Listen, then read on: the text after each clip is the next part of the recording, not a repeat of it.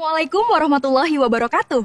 Pada pembelajaran ini, kita akan mempelajari perusahaan dagang sebagai salah satu jenis usaha dalam akuntansi. Perusahaan dagang adalah perusahaan yang kegiatan utamanya membeli barang dan menjual kembali tanpa mengubah bentuk barang tersebut kepada konsumen. Contoh perusahaan dagang antara lain toko, minimarket, distributor, dan grosir yang memperoleh keuntungan dari selisih harga beli dan harga jual. Selisih antara harga jual dan harga beli disebut laba kotor, yang menjadi sumber utama keuntungan bagi perusahaan dagang. Berbeda dengan perusahaan jasa, perusahaan dagang memiliki persediaan barang yang harus dikelola dan dicatat secara teliti dalam akuntansi. Transaksi utama dalam perusahaan dagang meliputi pembelian barang, penjualan barang, retur pembelian, retur penjualan, serta pembayaran dan penerimaan kas. Dalam pencatatan, perusahaan dagang menggunakan akun khusus seperti persediaan barang dagang, pembelian, penjualan, dan harga pokok penjualan. Harga pokok penjualan adalah biaya yang dikeluarkan untuk memperoleh barang yang dijual kepada pelanggan dalam suatu periode tertentu. Perusahaan dagang dapat menggunakan metode pencatatan persediaan, yaitu metode perpetual atau metode periodik sesuai kebutuhan dan sistem yang digunakan. Metode perpetual mencatat perubahan persediaan secara langsung setiap terjadi transaksi, sedangkan metode periodik menghitung persediaan pada akhir periode. Dalam siklus akuntansi, transaksi dicatat dalam jurnal khusus seperti jurnal pembelian,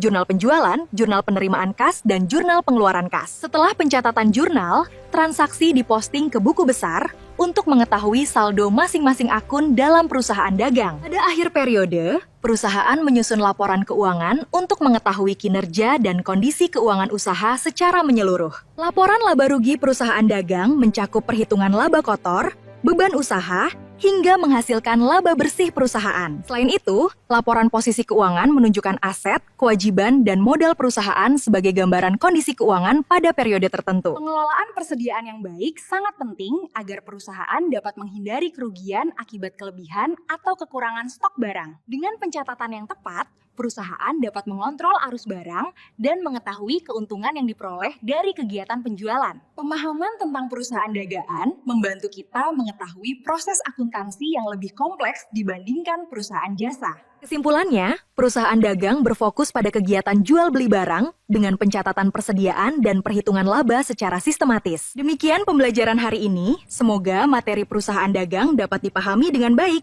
Wassalamualaikum warahmatullahi wabarakatuh.